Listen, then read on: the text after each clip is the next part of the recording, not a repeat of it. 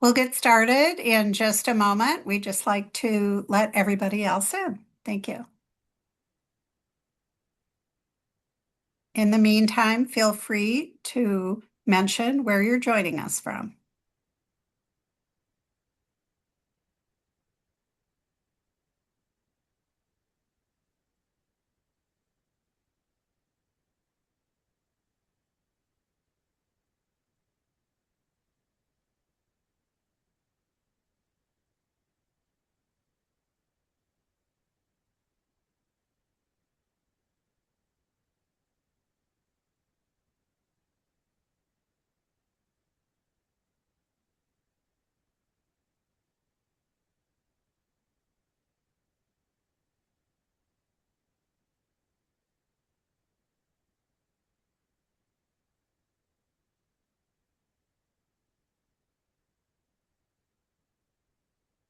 We'll start in just a moment. Thank you for sharing where you're joining us from and apologize to everyone having bad weather.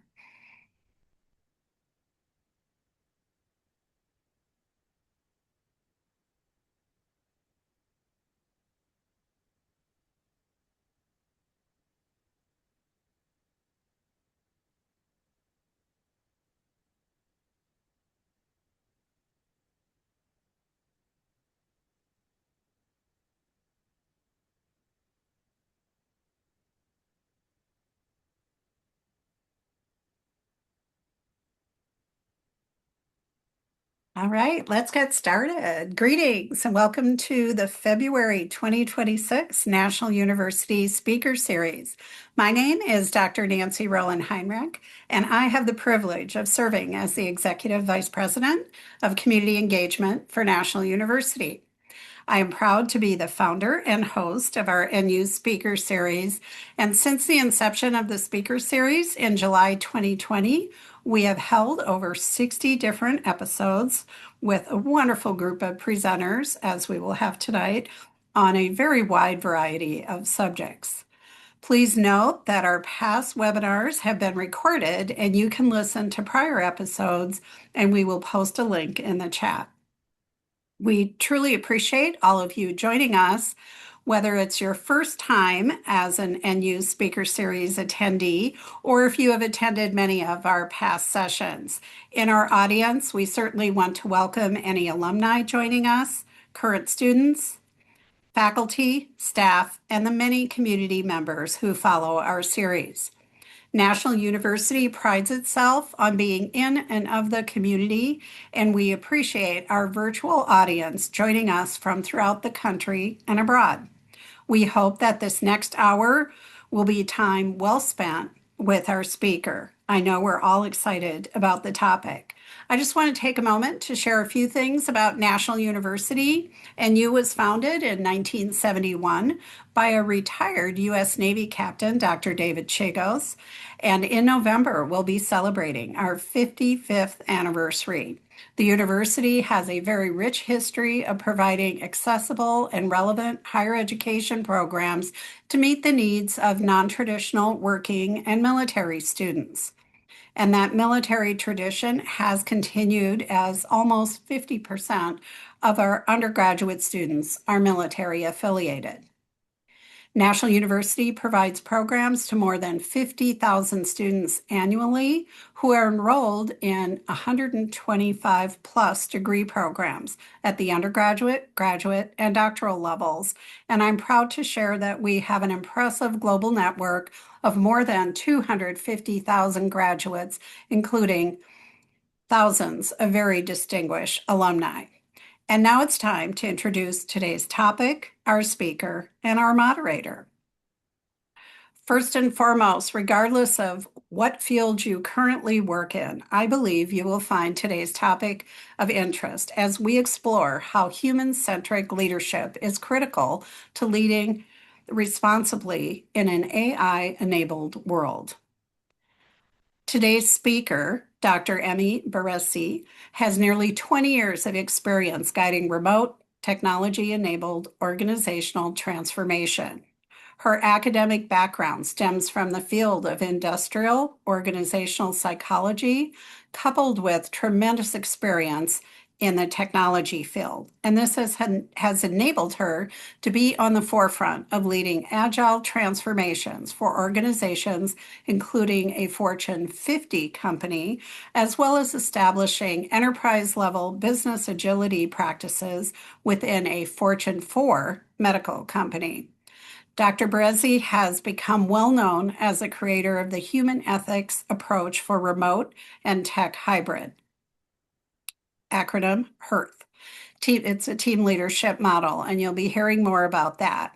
And it's certainly, you will find out more about this research-informed framework that equips today's leaders to integrate technology while prioritizing ethics, trust, and human dignity.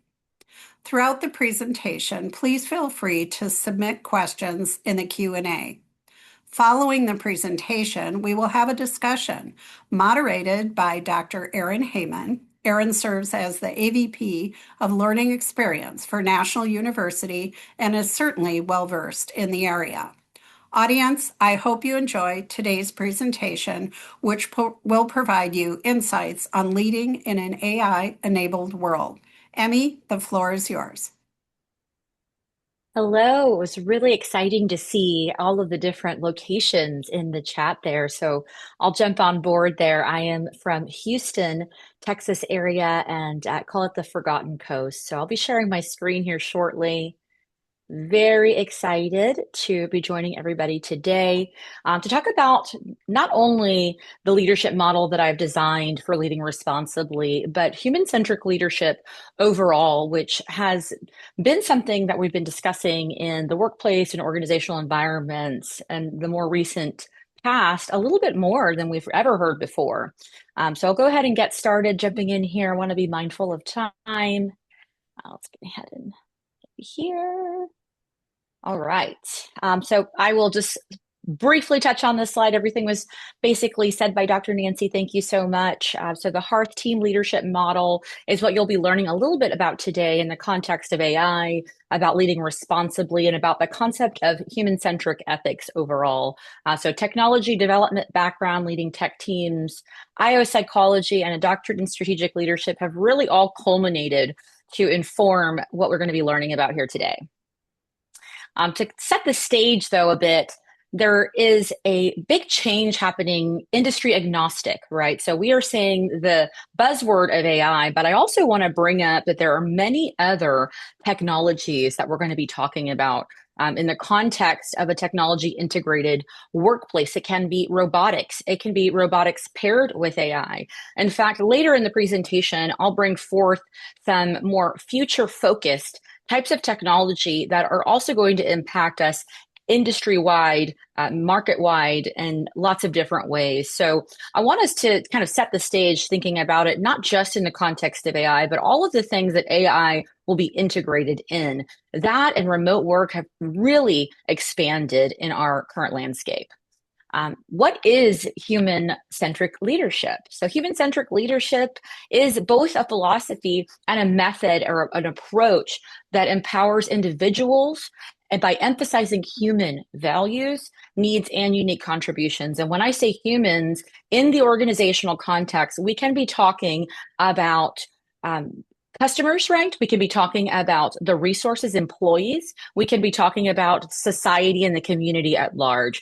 So I really want us to focus on the concept of humanity being not just an employee-focused element where leaders would be caring about. So when we think about tech hybrid, which is in the name of HEARTH, and we'll get into that here in a little bit, I want to talk about what I mean by tech hybrid. So there is a unique composition of teaming that is becoming more prevalent. It has been around for a while, but certainly it is accelerating at this point in time. So it is our people, our humans in the factor, plus technology. So we're thinking AI, robotics, anything that is serving as a team member or really the crux of a team, which is where the remote teaming comes in. It's always been technology integrated. And I've called that a tech hybrid team. If you're in the academic space and you want to look at some of the research behind this, some of the other terminologies that you'll find are human AI teams, or HAT. Socio-technical is really the legacy term that you'll find some older literature on in this space. And then human robot teams are another type of team composition, HRT, that you'll see when you're doing research in this particular space or looking at literature that's been published in this space. Before we jump into the model, I do want to talk about the other side of it. We want to talk about leading responsibly, right? But what does it look like to lead irresponsibly? What is the cost of leading unethically? And I present some of these use cases. We won't go into each of these and we won't go into them in depth, but I present them as potential key issues that have already been ethics failures when integrating technology. And you'll notice that there are a variety of organizational names on here. Now, these are big names. These are cases you may have actually heard about already. In fact, if you've ever gotten a letter in the mail that says your information has been involved in a data breach, you'll recognize that this isn't really just the big companies or especially big tech companies facing these sort of issues. It is organizations wide, but in these particular cases, you'll notice there is a very high cost component to unethical behavior, unethical design, potentially transparency and trust issues that were integrated into these use cases here, maybe reputational costs, right?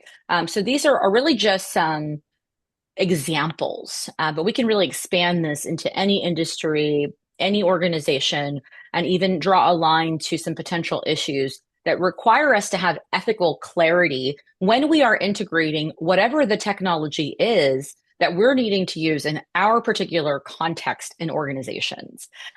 Traditional skills in leadership, you've heard a lot of different kinds of leadership skills, but you really are now seeing an emergence or a need for more skills in the technology space. Our world is becoming more saturated by technology. It is becoming even a prerequisite in a lot of our areas where it wasn't before. And so we need to have some ethical framework to do that. And so as I was going through my doctoral program and looked into the literature here, I really recognized that there was a gap in existing literature right now and frameworks for leading. We've heard a lot of different types of leadership styles, skills. There's a lot of leadership development out there in the world, but most of it is focused only on human dynamics, human to human. But very little is focused on human dynamics with technology integrated when the technology is human-like. And so that's really where this framework that I've put together has come from.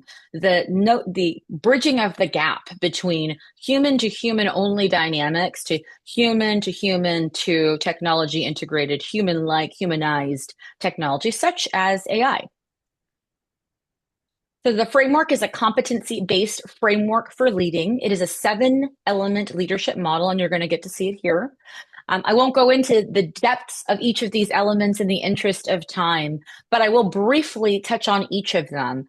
There is a wealth of literature that comes behind why these leadership competencies are so critically important. But the area that is the most foundational is the center of the model, the human-centric ethics. Now, you'll see there's no words associated with that particular part of the model. Associated with this, there is a book that goes as an accompaniment, and there have been students of a cohort that learn how to apply this in their unique organizational context, which you'll see some case study data for here, and how they're actually seeing it transform how they're leading in their technology integrated environments. But communication expertise for humans and machine language, connection, inclusion, and visibility. Visibility in the remote environment especially is critical. Compassion and empathy for the human resources. Culture of innovation and adaptability, or even agility you can think of in that sort of a context. Technical literacy is the unique component here, but navigating what technical literacy means in your unique organizational context, and then transparency and trust. I want to leave this here for a moment. And even at a cursory glance, I'd love to hear in the chat, what are of these elements do you just looking at think this is an area that I, as a leader, may be able to develop myself? Or as an emerging leader, maybe a social leader, or someone that in your organization you're recognizing might have a deficiency, who is leading transformation, who is leading large teams? Which of these particular elements are you just right off the bat recognizing this is an area of opportunity in my life, in my particular context, in my area? I'll just wait a moment to allow some answers in the chat here. Each of these is an independent area. Each of these is an opportunity for leaders to sharpen and hone a skill that will help them innovate. And we'll talk about that center component there, the human-centric ethics, because that's really critically important. I will also touch on a few of the different areas here. As I mentioned, in the interest of time, we will not deep dive. The leadership development course that is associated with this model that I teach does deep dive into each element over time, but very cool to see some of the responses here that people are recognizing areas where there is opportunity in their particular organization, whether it is innovation, adaptability, agility. Technical literacy is one I commonly see because people don't even know where to start, where to learn just enough technical knowledge. There's such a wealth of information out there right now about AI, and many people are recognizing they need the skill sets, but they don't know which. Thank you for all of the responses. It's really exciting to see where folks are finding themselves in the context of the model. I'll briefly speak on the case study data. So as these particular elements are coming here in the chat that have been recognized, this particular cohort of students was the first cohort to go through the leadership development element of how do I even apply this in my organization? They are showing daily application of these skills and enhancing these skills or making intentional moves to develop these skills because they recognize the importance when they're integrating technology. So it might be trust and transparency, bringing empathy to the table, particularly in places where we are seeing a change in jobs. Perhaps there is an obsolete job that is in the workplace, but empathy has brought forth the opportunity for that leader to help reskill their employees. Inclusion and visibility, that's been a one that I've seen some very tangible things. How do we use our tools, our software, our calendars, our facilitation notes? How do we do this and include more people? Maybe we bridge the gap and allow people some opportunities to be the leader in the context of help them with their particular skills. So just a wide array of actual practical things that a lot of these leaders that went through this development course learned throughout the process. And ultimately that it was not a theory to them, that it became embedded in their daily practice of how they lead. I want to give some examples here briefly of where we might see this in play. Robotic police dogs are one of the technologies that I've seen some research on. Surgical rooms where the surgical robotic is the one performing the surgery, even with AI embedded within it, doing more precision than perhaps hands can do with a physician in the room. If you've ever ordered something from Amazon and you've gotten it delivered between 5 and 10, chances are there was an AI part of that workflow that got it to your doorstep.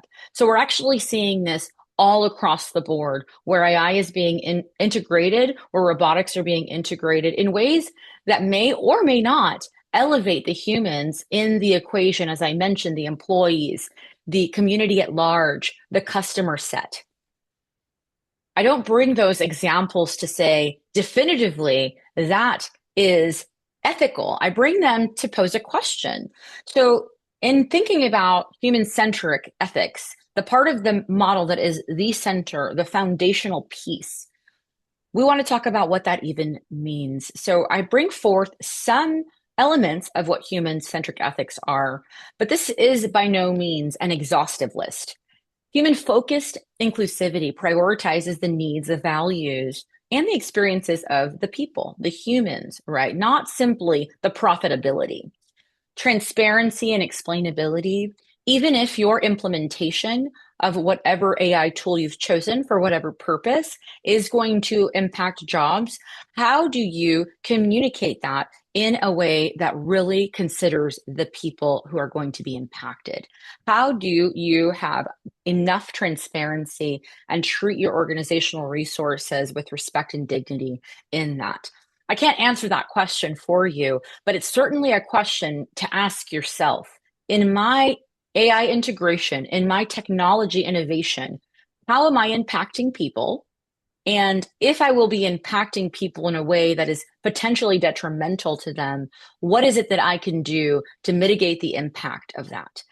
The use cases we saw at the very beginning were actually, in many cases, not only detrimental to potentially mental health or income and lives, there are actually many use cases for technology where there is a potential loss of life.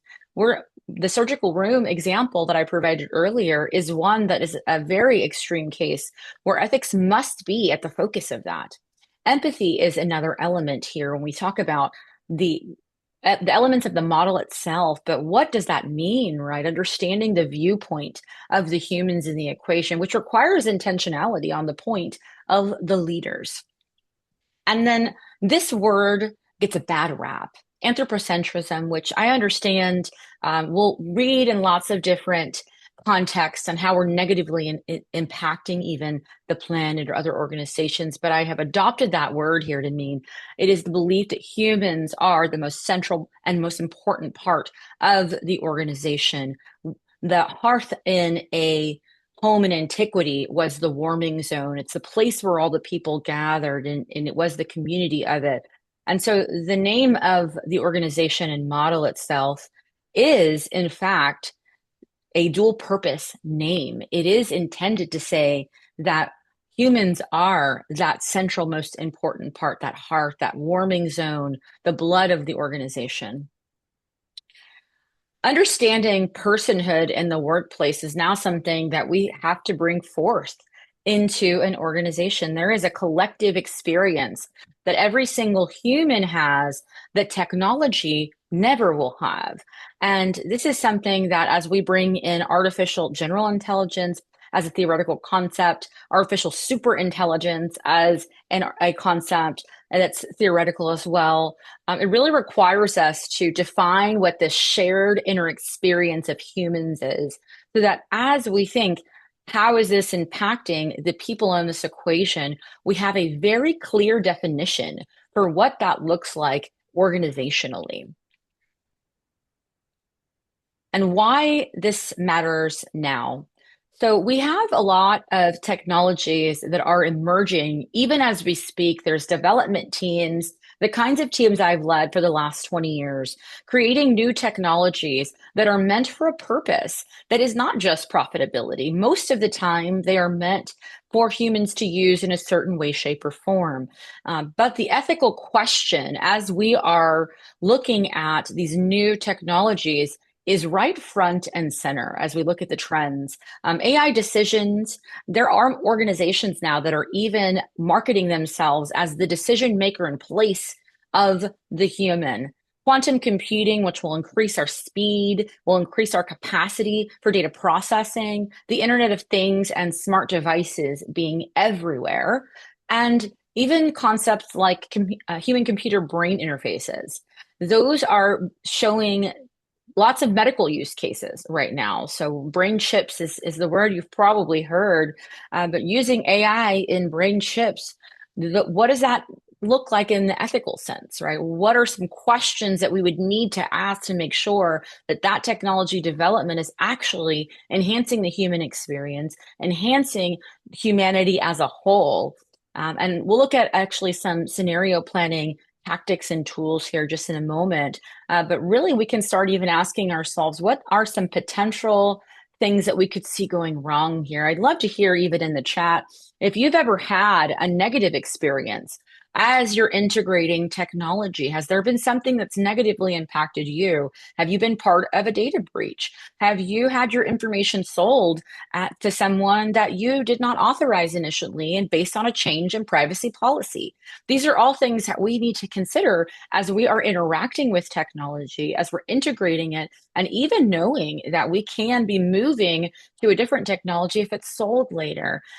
Those are really questions that we need to ask ourselves. So any ideas in the chat would be fantastic about time that you've been potentially negatively impacted by something happening in the tech space.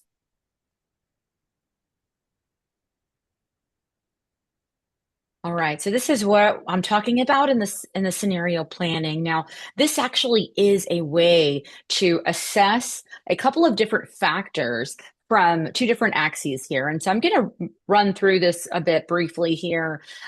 This is to share an example, but there are many other examples that you might have in your particular context that you would like to see in this case. I'm seeing in the chat here, data breach, identity theft, those sort of things here as some potential issues. And so I'd really like us to think about that as we're moving into understanding systems and what the system that in your workplace may look like in these particular areas. So on these two axes, we'll see potential scenarios for the future. So we're looking out here into the future. We're saying, okay, in the case of a low-tech present society or a high-tech present society, what would it look like if we had a low standard of ethics and a high standard of ethics? And these four quadrants here are some potential futures that could exist in each of these scenario use cases. This might be at your organization, but it could be in your community. It could be in your state government, your national government, your country as a whole.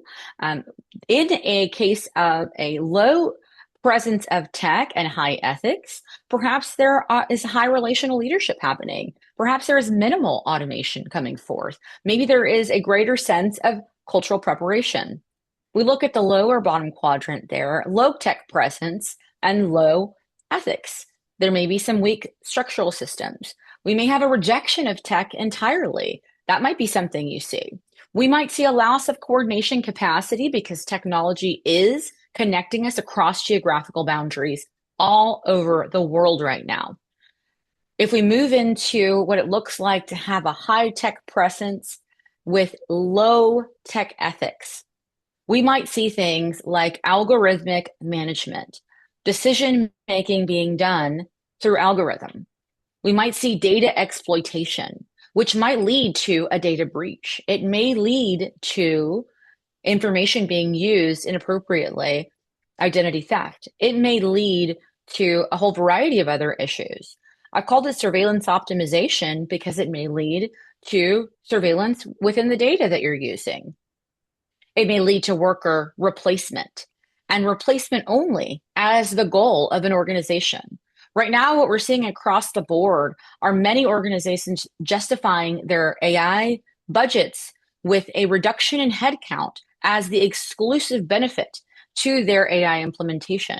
Have we looked beyond what that might look like as a society if we have people across the board implementing AI for job reduction only? What about AI productivity obsession, where we're expected to produce additional output? When this concept came out, even beforehand, we talked a lot about how people would be freed up to do more creative things in their workspace. Is that what you're actually seeing in your workspace, in your industry, in your market? If we move then up to the quadrant in the top of high ethics and high tech presence, we called it a human-centered tech society here, where there is human and relational well-being plus tech capability, where technical literacy is present, but relational interactions are a part of the equation. Humanity is focused on as part of the equation. Ethical augmentation, where maybe we're reskilling employees. We may go and take an obsolete role. Perhaps you're a data entry clerk and your role has now changed because AI has been implemented in a way that does the entry point, but you have unique skill sets underlying that. Are you, as a leader in that organization, or are the leaders in that organization helping to develop that resource into whatever the emerging roles are? Or have they simply taken the role out of the equation and then implemented new roles? Ethical AI governance. This is something that there is a lot of conversation around. In fact, the government has actually started to put guidelines out on what ethical AI governance looks like in practice, some practical, tangible documents. And I highly encourage you to do some research on that if any interest to you, to go and read what's been put together in the AI governance space and see how it applies to your job and your industry. And the most critical part for me here is the human oversight. Many organizations are marketing their tools today as the replacement for decision making, or even tools like AI coaches who say that they are taking the bias out of the equation for organizations who would formerly have a human coach. But the reality is that we're human designers behind the scenes, with human biases going into the system itself. So the human bias has never been eliminated from these tools, but they're being sold and marketed as such. How do we keep and maintain human accountability in whatever your organizational contexts are? This is the spectrum of human dynamics that I've integrated here. Leaders must ensure that they are retaining the human focused accountability if they're going to be human centric. I call the other end of this spectrum agentic shift. And if you've ever said, which I have, it's just the machine. Oh, my computer's having problems. Or perhaps I've blamed my software and needing to reboot. So that shift of taking the responsibility off of the person onto the machine, the AI decision that was made, the AI output, right? My advocacy here is to really move that accountability focused into the area of humans so that there is this sense of accountability, this sense of responsibility and ownership over the implementation of the technology, the outcomes of the technology, and what the ultimate result is in your particular context. So we had some examples earlier of some use cases in some industries that were a wide variety, but this is agnostic. Even faith-based organizations and churches are implementing AI for different things today. So really, this is not simply a tech issue. It is something to consider across the board. How can you retain human accountability in your space? I'll touch on a couple of other elements before we near the end of this conversation here and get to some questions.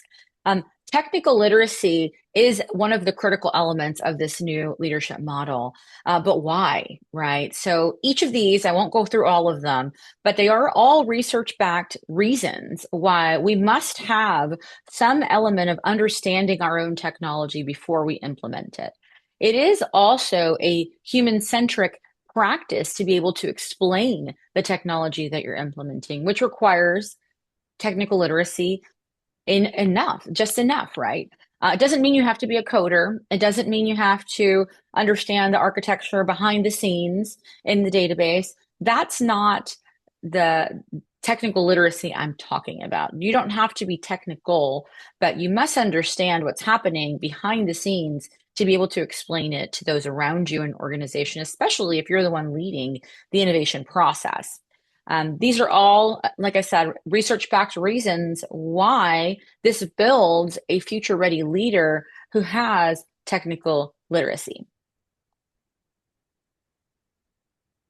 One of the elements also that I saw in the chat earlier was an opportunity or an area of opportunity for someone in the audience here, perhaps for themselves or their organization or team, is culture of innovation and adaptability. And relatedly, I'd really like to talk about this briefly, the concept of change as a capability and not as a project.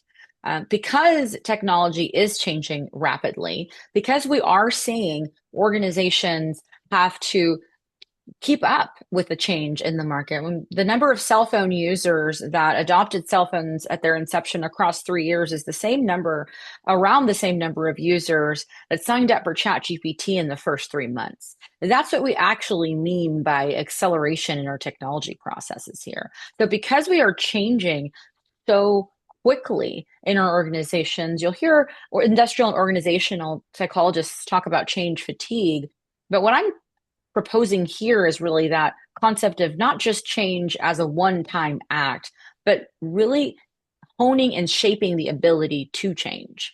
If this is something that you personally have seen in your organization, difficulty with change, or even personally as an individual, I'm sure my family will tell you, I am not the easiest to go with a change of plans, even in my personal life. This isn't a skill set that we're naturally born with often. So this is something that must be refined. This can have practices and leadership development specifically targeting you even as a leader, or you as an individual contributor, even in your workplace, being able to better respond to change. And as we kind of near the end here, I really want to talk just briefly about the reason for all of this. We have unique contributions. This shared inner experience of us as humans is a thing that's going to live on beyond us. I use this image quite often in a lot of my presentations because, yes, my world and my workplace and my workspace and industry are deeply impacted by the technology decisions, ethical or unethical, that are being made today. But there are generations coming after us, future generations that really require us to make intentional decisions now. We have a lot of things we see in our workplaces, our workspaces, and even in our technology field that were decisions that predated us. Decisions that have been even around before things like the printing press, which transformed literacy, right? So these sort of innovations that make a wave of change that impact the future in really dramatic and deep ways require us today to consider the ethical factors, and not only for the immediacy, right? For the next 5 years, the 10-year mark, the 15-year mark. Now, we're not future tellers, right? We can't say that we're knowing for sure. But as we looked at that quadrant earlier of some potential futures of what it would look like, these are some real practical and tangible ways that we can ask questions. In potential scenarios of what your organization will look like, are the technology decisions you're making today going to be sustainable for your organization in the next 5 years or 10 years? Are they going to be sustainable for your society, for your customers in the next 5 years or 10 years? Potentially, potentially not, right? But this future generation is actually a more critical generation to be thinking about as we have these conversations today. How is the AI that I implement impacting the children of the future? We are seeing kids now in school using it for school assignments. I'm sure at the university level, there's been at least a few discussions about students and AI use, what's appropriate, and there's guidelines that have had to be put in place, right? These are real things happening in real time. This isn't for tomorrow. This is for today and for the future generations that are going to be coming through the pike. It's both.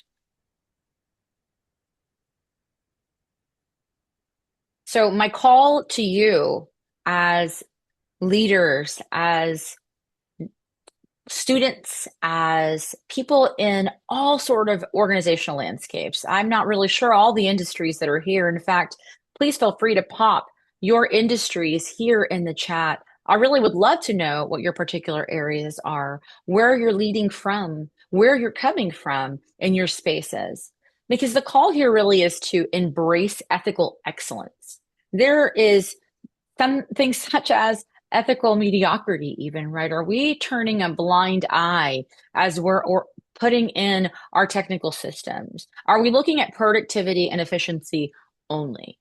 Are we looking at the possible ways we can implement AI that will produce greater value through more customer acquisitions, right? Maybe the measurement of success is not cost cutting only. If we think about that quadrant again of what it looks like to have a high tech society, there are lots of potential benefits that we could have at the end of the day from implementing technology in ways that actually enhance the customer experience, that produce more customers overall, that consider the generations and the sustainability of the organization much more long term. But that's not the conversation you're often seeing today. And so I challenge you as a leader or as an organizational contributor, or even as someone just curious about how to better have productivity in your particular life. Are the decisions that you're making today considering some of those factors? Are you needing to sharpen some of the leadership skill sets that you have based on the competencies that we discussed? Perhaps maybe change is something you're not comfortable with, but need to grow that muscle. Perhaps you don't have a lot of innovation happening in your organization. Maybe you are a response only organization where we revise some of our processes happening here at the organization, but we never really get to the area of innovation where we're creating things that are new, where we are revamping and even disrupting some of the old ways of working when our competitors are. Are we having compassion and empathy for the ways that we are implementing our technology? Are we considering all of the people who are being touched by our tech, even community and society at large? Are we building trust and transparency? That is the encapsulator of the Hearth model. It goes around all of the other ones because at the end of the day, it is a breach of trust when we see some of these unethical issues happening. Perhaps it is the case of some of the folks here that have really talked about their the data breaches, right, that they've been involved in, or potential issues with identity theft. Those are things that actually even create traumatic experiences for people. So we aren't talking about a small amount of damage from the financial sense of the organization or at the individual level when someone is impacted by negative technology decisions. So here is your official invitation to action. So how can we remain and commit to being humanity focused and having ethical leadership as we integrate AI in any number of ways? There's so much potential for this. But as we transform our technology in the same way that the search engine transformed our technology, the laptop transformed our technology, all kinds of innovations that we've had in the past have really shifted the way we move and we work. How can we remain and commit to being humanity focused in all of these decisions? The decision that you have to make as a leader, as a worker, as a community member, in fact. And so here's your official invitation in case no one has invited you yet to join human-centric leadership as the method that you want to lead from. These are some of the thoughts about why, and definitely invite you to consider, is your decision responsible? Is your decision ethical? And how can you contribute or shift that narrative if it's not? All right, I think this is the end of the official presentation part. I know there's some questions potentially. I saw some awesome things coming in the chat, so I'll stop sharing for now. Thank you so much for listening to this particular part, and I'm actually very interested to see some of the dialogue happening as well. Well, thank you so much. I'm sure that everybody learned a lot. It certainly gave all of us an opportunity to look at things through a very different lens and just appreciate your sharing of the model and enlightening all of us on AI and really that human-centric approach. But at this time, I'd like to turn things over to Dr. Erin Heyman, our moderator for the session. I know that we'll probably be able to address quite a few of the questions that have been submitted in the Q&A, and then we will be closing in about 17 minutes. So thank you so much, Erin. I'll let you take over with the questions. Great, thank you. Yeah, thank you so much, Dr. Barresi, for this wonderful presentation, giving us a framework, giving us a call to action. That's always something that, we want to leave these with thinking about something, which you certainly have done for us. Few of the postings, I'll just start kind of from the top as they came in. So regarding inclusion, that word can trigger bad memories in people who experienced rejections based on ideologies spread by DEI departments. How would you overcome those challenges in your model? That's a big one. Sure. So the intention of the inclusion piece is really actually, when you go through the leadership development course that's associated with this, distinguished as including the human perspective above the technology perspective. So it is really a unique spin on that word in terms of how to apply that in this context. So how do we include human factors, human elements, which is a shared experience across versus AI, technology, cost, what the money bag is going to be filled with for the tech company, right? So really that's the dichotomy there versus the DEI element of inclusion, which does have its own history and research along with that. It's really meant to say including human perspective versus your AI or human-like or humanized technology perspective. So it's a different dichotomy there. Great, thank you. We'll ride right off of that because it's about human. You use the phrase human-centric. Do you use the humanistic philosophy in your framework? And then I'm going to couple it with the next question too, which says, if you appeal to humanism, then do you believe that human values are relativistic? So I do not use that framework there. What I mean by human-centric is exactly the definition that I presented at the beginning.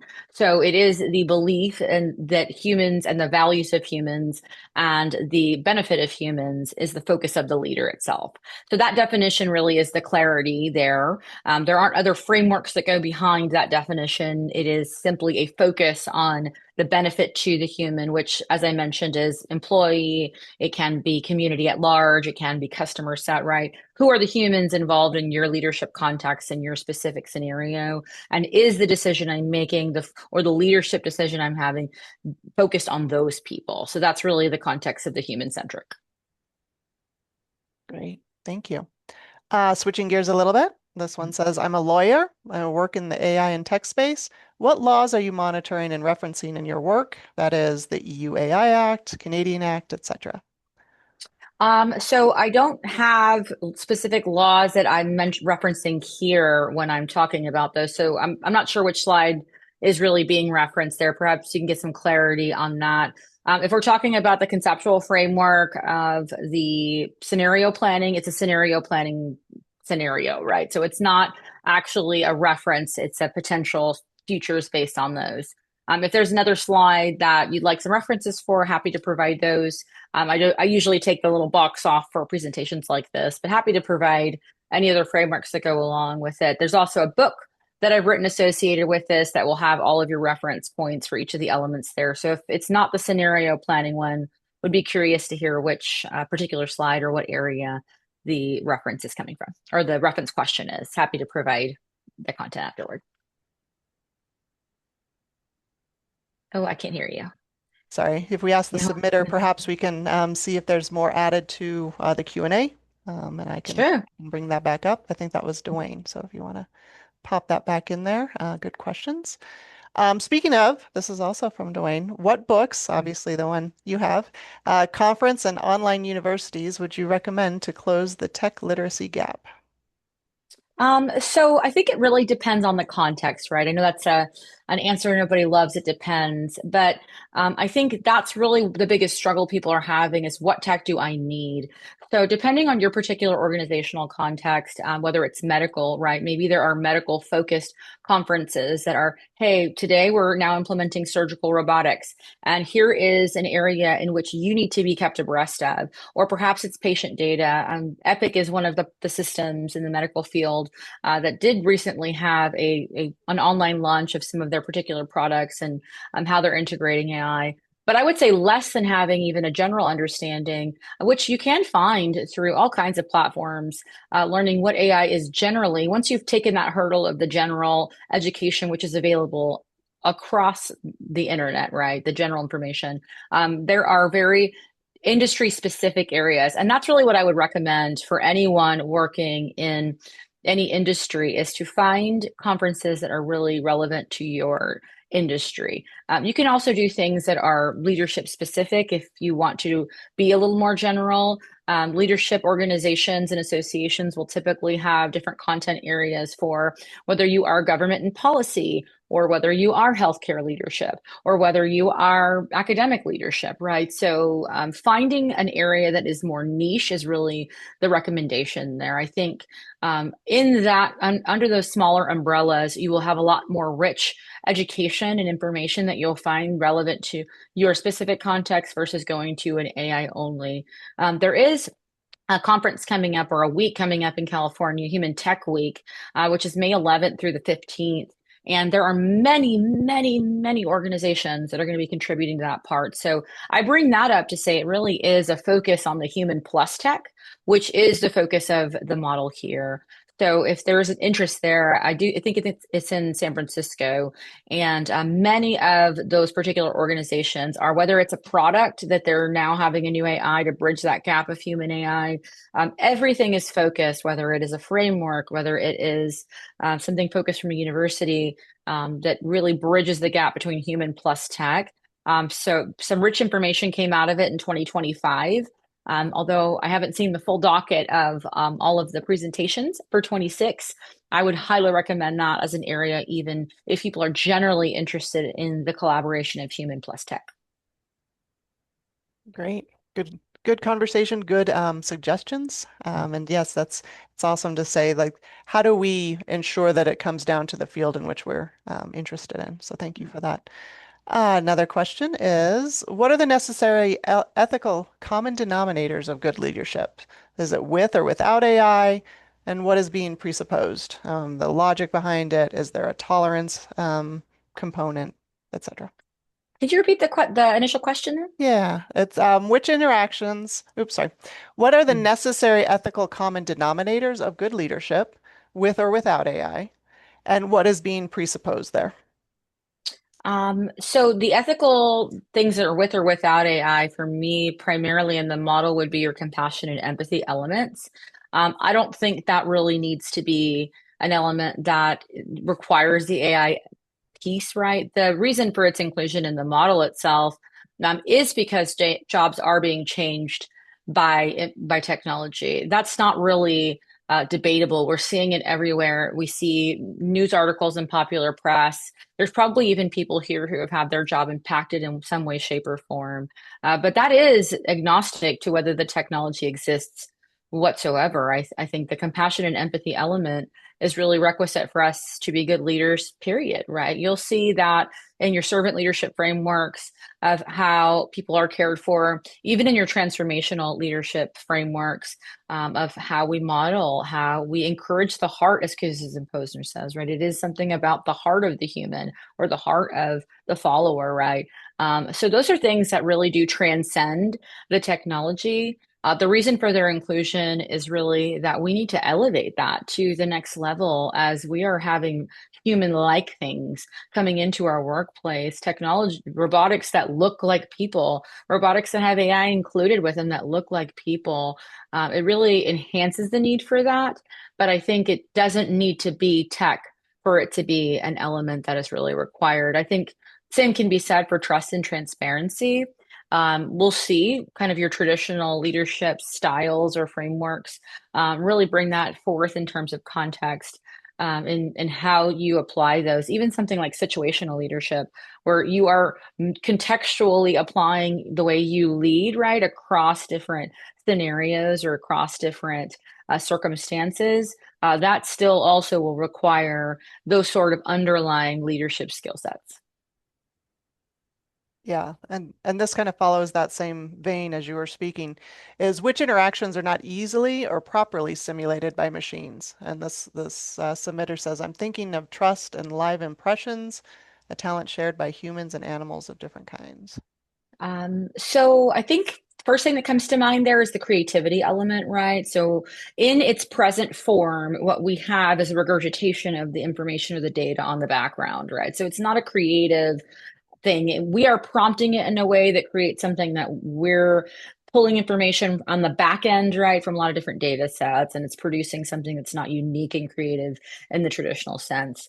The other thing is the contextualization. I mean, our technology is notoriously bad at being able to contextualize. We have to prompt it to do so, right, and refine and refine and refine. And we're getting better on this end of that, but really the output isn't getting better because it does require us to interact with it there.